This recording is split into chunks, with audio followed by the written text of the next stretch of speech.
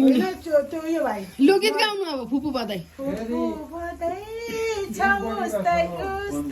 अन्मारेर भाउजू कस्तो लाग्यो रोटी मिठो भएछ हो सिक्किमे रोटी पकाउनु भएको छ नि त बुहारीलाई स्पेसल भनेर होला यहाँ चाहिँ के भन्छ नेपालको रोटी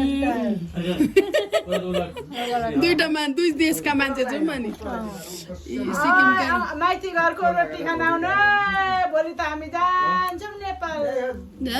माइती जाति छोडेर भदा भदैनी छोडेर भेटिहाल्छौँ नि त अब सिक्किममा सिक्किमको चिसोमा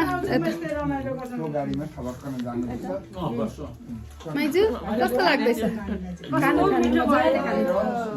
केही बिसाउँदैन सबै अर्ग्यानिक छ मामा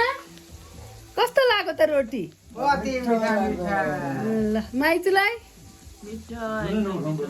भाउजूलाई एकदम दामी छ बुवालाई दाजुलाई रोटी कस्तो लाग्यो मिठो लाग्यो एक नम्बर रोटी भनेको यस्तो हुनुपर्छ मणिपुरमा रोटी खाइयो ल ठिक छ ठिक छ साह्रै नराम्री भयो म त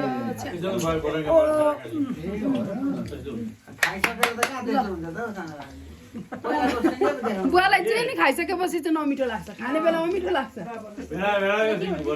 आँखा बुवाको आँखा देखिँदैछ कि देखिँदै छैन ल ल ल बाई